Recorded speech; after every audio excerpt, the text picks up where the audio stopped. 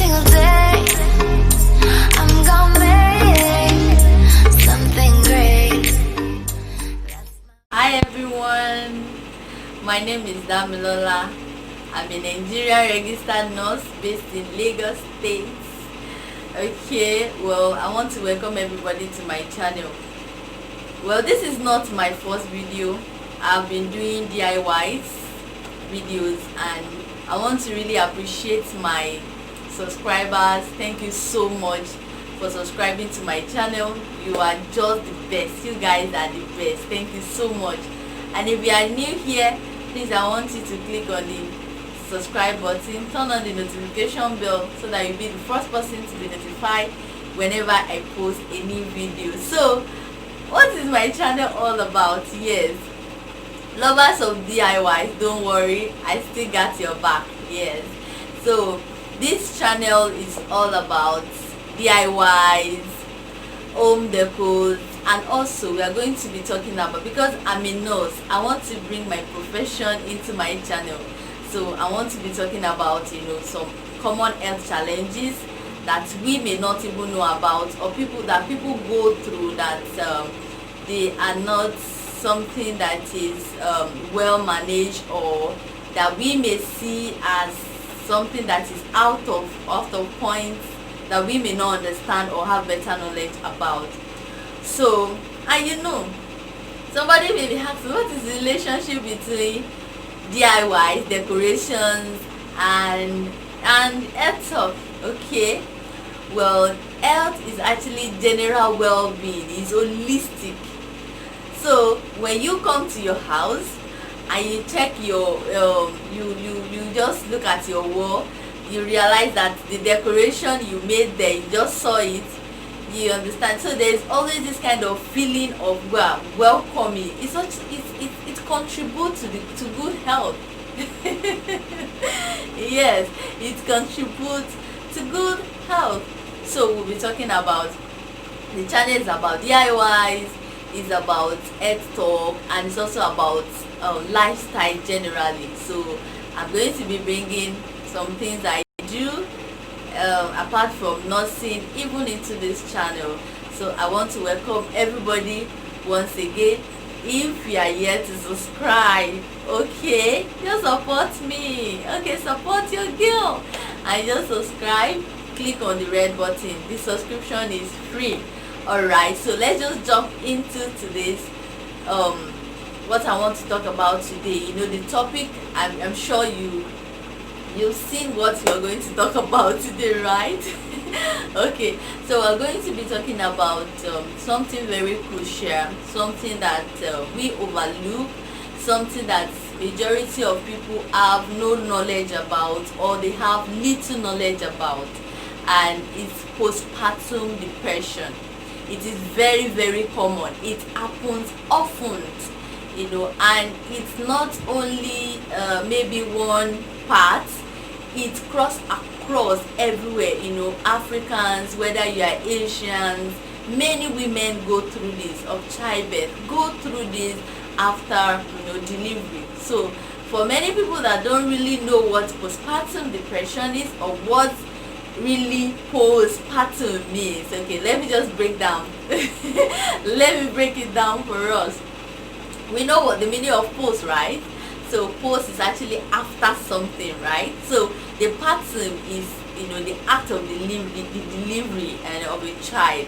So it means depression after delivery of a child. Depression after delivery of a child. So what is postpartum depression?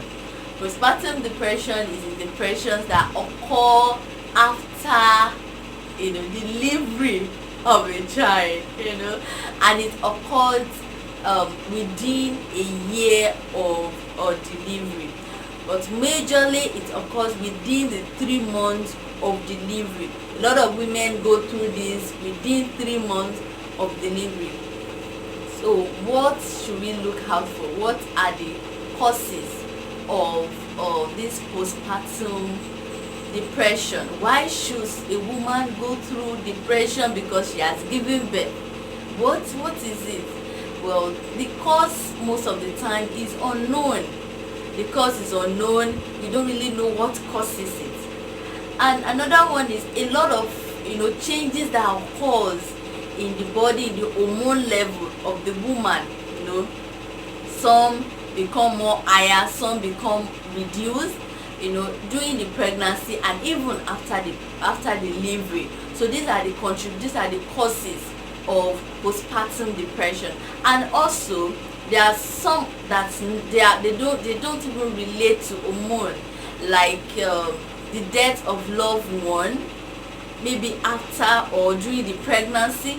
This can actually contribute to postpartum depression, like a woman that lost her husband maybe during the pregnancy. A lot of things. This kind of woman, when she give birth, can have postpartum depression. Lack of sleep, lack of not having that time to yourself again. Is now you and the baby. Being worrying that you want to be a good mother. How do I cope with this baby? Especially the baby that cries a lot, and so what is really wrong with her? This can actually contribute. This can cause postpartum depression. Also, that social changes in social life. A mother that loved going out before, that is always outgoing, and now she has to be at home, especially the first 3 months. She has to be at home, take care of the baby. That kind of, it can actually cause postpartum depression. So what are the predisposing factors? Like people that chances of getting this, people that have higher chances of getting this. A mother that is below 20 years of age, yes, below 20 years of age, they have higher chances of having postpartum depression. Unplanned pregnancy also can cause it.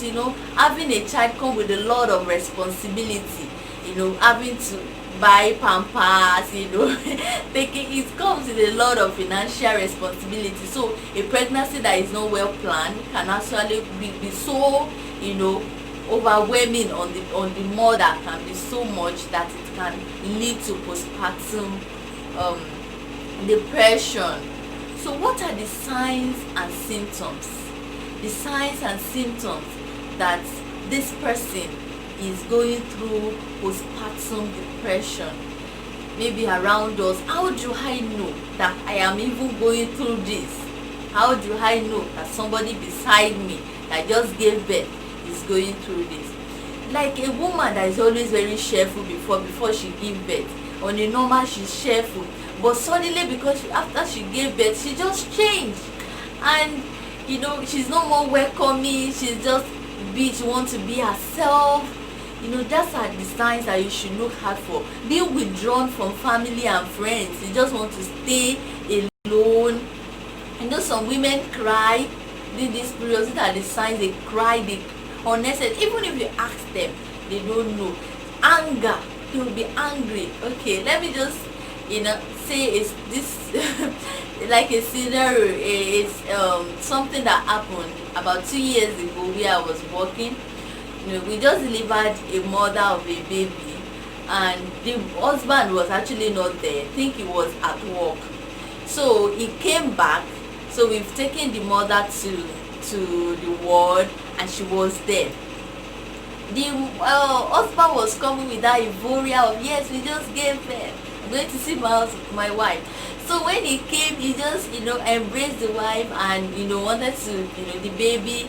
The wife just shouted at him, screamed at him. Then he was so surprised, like, what is it? Why are you screaming? What? So the man was angry and left. He went outside. We have to go and meet the man to just explain things to him. That is what she's just going through at that moment, because this woman had prolonged labor. I'm sure this is what actually contributed to that. She's still going through the pain. She has not really come to herself. So we have to explain things to the husband for the husband be able to. So these are the signs. Anger. Some will not eat. or some will eat, they will overeat, they will still just want to be eating, while some will withdraw from food. Also suicidal thoughts, some will have suicidal thoughts of killing the child or even themselves. They want to harm themselves. Some will not sleep, that restlessness, checking the baby all the time, going up and down. These are the signs that should be looked out for in a woman. And at that point, that woman need care. That woman does not need you to be talking her down. It's not the time to be telling her that she's nagging. It's not the time to be telling her that she's no more welcoming.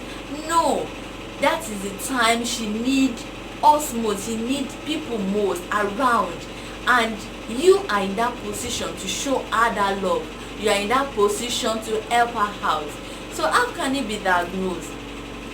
It can be, I said it can be mild and it can be severe. It can either be mild and it can be severe. In some cases it's very severe, that everybody is very obvious, that they will even tag the woman maybe like insane woman or sort of. So in some cases, many cases, take the woman to the hospital. Most of the time a psychotherapy have to see the patient, like a talk, they also call them talk doctor, yes. Talk therapy, yes. So where the woman will be able to tell what is actually going on inside of her. There's something going on inside that she does not even know how to explain it. So a professional have to somebody that is more knowledgeable about it, how to bring it out of her. Some other medications in severe cases, antidepressants can be used for the patient. It's actually a comorbid treatment, like is not just a one treatment. After seeing the psychotherapy, going through even medications in some areas, people will place her on medications in some areas, and even after doing all these things, she's not still okay. There's a test that can be done for her, ECT. So in some cases, electroconvulsive therapy will be done for the patient, to know what is actually going on in the brain. So please, if you have somebody going through this around you, it is time to show love. It's not time to talk the woman down. And if you also notice this in you, or that you are predisposed, you have higher chances of having this, it's time to talk out. It's not the time to stay indoor. Thank you for watching my video. We've come to the end of today's video. Thank you so much. God bless you. See you in my next video.